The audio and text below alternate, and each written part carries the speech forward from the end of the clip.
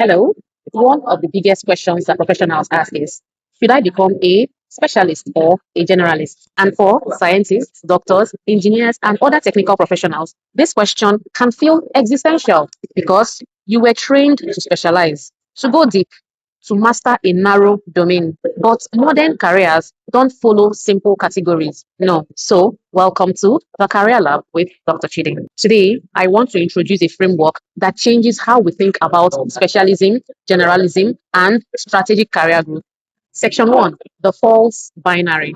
The biggest mistake is believing that specialists and generalists are opposites. They are not.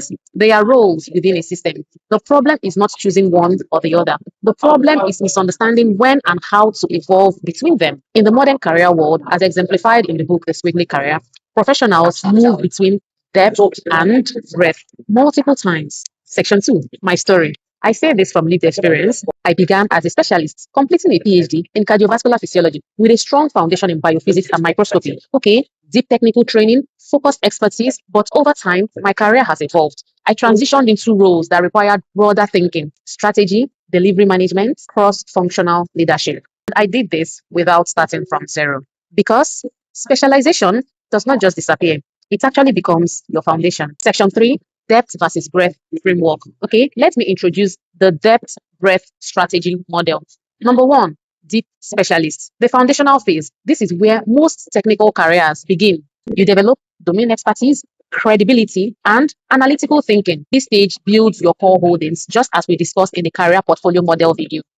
However, staying here indefinitely can limit visibility and the influence that you seek. Stage 2, strategic generalists.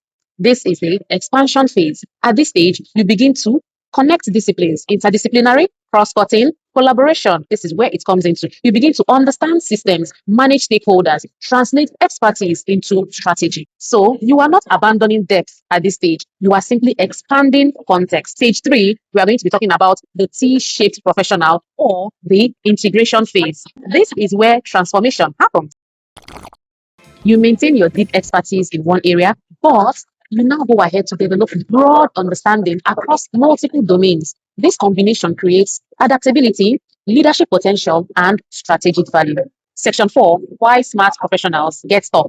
Trap 1, identity attachment. Many specialists feel that their worth is tied to technical mastery only. But identity should and must evolve. As explored in the book, what got you here won't get you there. Growth requires behavioral shifts. Okay.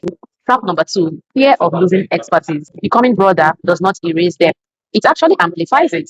Number 3, underestimating strategic skills. Books like Being the Boss highlight that leadership depends on relationships, context, and decision making, not just technical skills. Section 5, how women rise. We are going to be looking at the leadership dimension now. In the book, How Women Rise, one key insight is this. High achieving professionals sometimes stay in execution roles longer than necessary, okay? Because execution feels safe, but strategic visibility requires stepping into broader roles. Section 6, practical application models. Here is how to apply the depth breadth strategy. Number 1, identify your current stage. Are you deep specialist, expanding generalist, or are you the integrated T-shaped professional? So you could start as the deep specialist, become the expanding specialist, and then integrated T-shaped professional. These are the 3 stages that I've discussed here now. Step 2, audit your career portfolio. Where are you currently over-invested in? Too much depth, too much breadth without anchor. And step 3, seek adjacent growth. Instead of radical jumps, pursue roles that combine existing expertise and new strategic exposures. Section 7, and the final section, transformational shifts. The real strategy is not choosing between specialist and generalist. No, it is learning when to deepen and when to expand, when to go deep, depth, and when to go broad, expand. All right, your career becomes dynamic rather than fixed, and this shift changes how you evaluate opportunities, growth, and identity. So if this framework changed how you think about your career, do subscribe to the Career Lab with Dr. Chidi, because we test frameworks, analyze decisions, and design careers strategically here.